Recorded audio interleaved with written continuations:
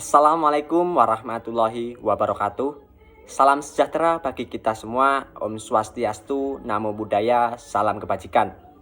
Yang terhormat Ibu Vivi Nuraini, SPI, MSc, selaku dosen pembimbing mata kuliah Teknologi Tepat Guna 2. Perkenalkan, kami dari kelompok 4 yang beranggotakan Eka Sri Mulyanti dengan MPM 26010. Kemudian saya sendiri Eka Pramudia Ramadhani dengan MPM 26033. Kemudian Eri Wahyu Riyadi dengan MPM 26036. Kemudian Faisal Julianto dengan MPM 26028. Dan yang terakhir Fiska Fauzia dengan MPM 20602050.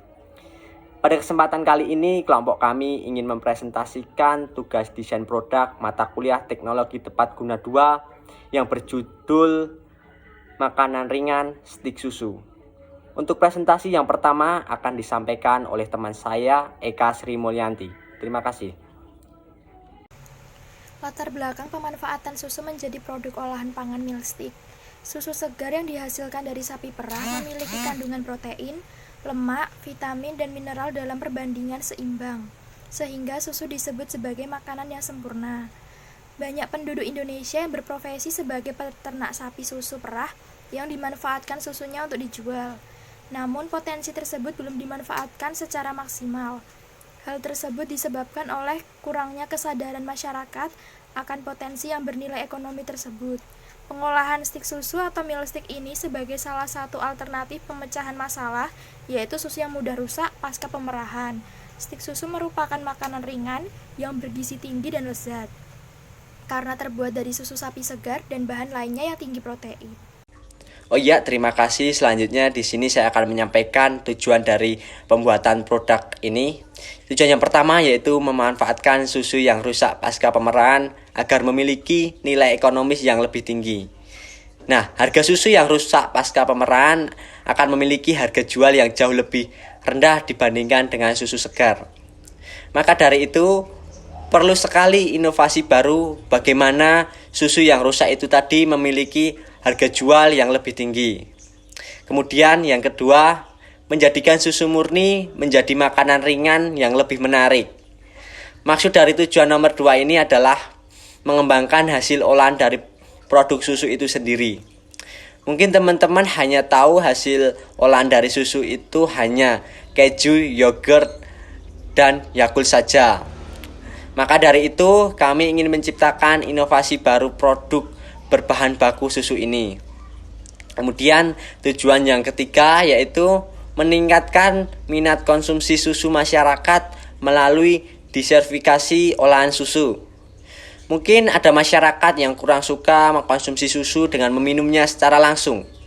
Sebagai alternatif agar masyarakat mengkonsumsi susu, maka dengan membuat susu tersebut menjadi produk turunan dari susu, namun memiliki nilai gizi yang sama dengan susu tersebut.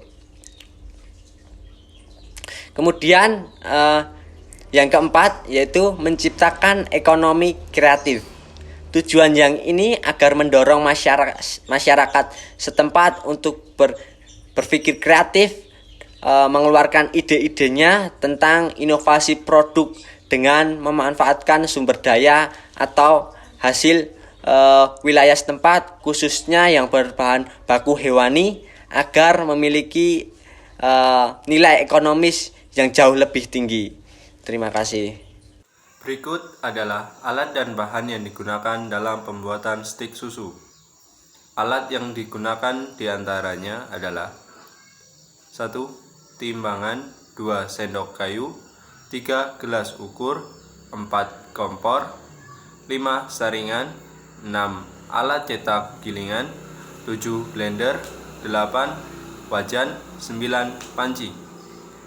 Dan untuk bahan yang digunakan dalam pembuatan stik susu adalah kart susu 350 gram, tepung terigu 550 gram, tepung tapioka 100 gram, margarin 100 gram, gula 2 sendok makan, garam 2 sendok teh, penyedap rasa 4 gram, baking powder 4 gram. dan 1 butir telur, minyak 2 liter, krim 5 sendok makan, cuka makan 2 sendok teh. Oke, di sini saya akan menjelaskan tentang prosedur kerja.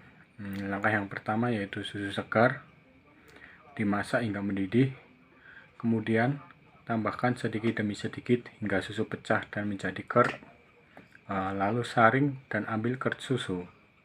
Langkah selanjutnya yaitu tepung terigu, tepung tapioka, susu bubuk, lelehan margarin, gula, garam, penyedap rasa, curd dan krim susu dicampur dan diulen hingga kalis. Setelah kalis, bisa didiamkan selama 5-10 menit. Setelah itu, cetak adonan menggunakan alat pembuat stik. Setelah dicetak, bisa digoreng dengan suhu 180 derajat Celcius hingga warna kuning keemasan. Setelah digoreng, bisa ditiriskan dan didiamkan di suhu ruang. Setelah didiamkan di suhu ruang, bisa dikemas dan sudah bisa menjadi stik susu. Langkah selanjutnya akan dijelaskan oleh teman saya. Terima kasih. Saya Fiska Fauzia, NPM 20602050. Saya akan menjelaskan mengenai kelebihan dan kekurangan dari produk stik susu.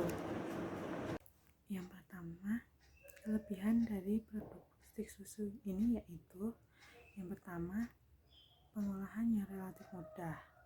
Karena dalam pembuatan produk stik susu tidak melibatkan banyak proses pengolahan. Kedua, produk susu merupakan makanan ringan yang mengandung banyak gizi karena terbuat dari tepung terigu, telur, krim susu, dan tentunya susu murni itu sendiri. Yang ketiga yaitu produk memiliki umur simpan yang lama. Stik susu merupakan alternatif olahan produk susu yang sangat mudah rusak. Selanjutnya yaitu kekurangan dari produk stik susu. Yang pertama, bahan baku tidak di semua tempat dapat didapatkan. Produksi stik susu dapat dilakukan di daerah yang menghasilkan susu sapi perah yang tinggi. Misalnya ada di Boyolali. Karena agar bahan baku mudah untuk diperoleh. Kekurangan yang kedua yaitu nilai gizi dari susu yang berkurang yang diakibatkan karena pemanasan pada suhu yang berlebihan. Akan tetapi hal tersebut dapat tergantikan oleh bahan-bahan lainnya seperti tepung terigu, krim susu, telur yang juga mengandung protein yang tinggi. Kekurangan yang ketiga yaitu produk stik susu ini mengandung kolesterol karena dalam proses pembuatannya stik susu mengalami proses penggorengan. Sekian pemaparan dari kelompok kami. Apabila ada kurang dan lebihnya mohon maaf. Wassalamualaikum warahmatullahi wabarakatuh. Terima kasih. Sekian presentasi dari kelompok kami. Semoga presentasi dari kelompok kami bisa menambah wawasan dari teman-teman yang menonton video ini. Kemudian bagi teman-teman yang ingin bertanya mengenai produk ini bisa ditanyakan di kolom komentar di bawah ini. Saya Eko Pramudia Ramadhani sebagai perwakilan kelompok 4 memohon maaf yang sebesar-besarnya bila ada tutur kata yang kurang berkenan di hati teman-teman yang menonton ini. Mohon dimaafkan yang sebesar-besarnya. Wabillahi taufik walhidayah. Wassalamualaikum warahmatullahi wabarakatuh. Like dan subscribe. Mantap.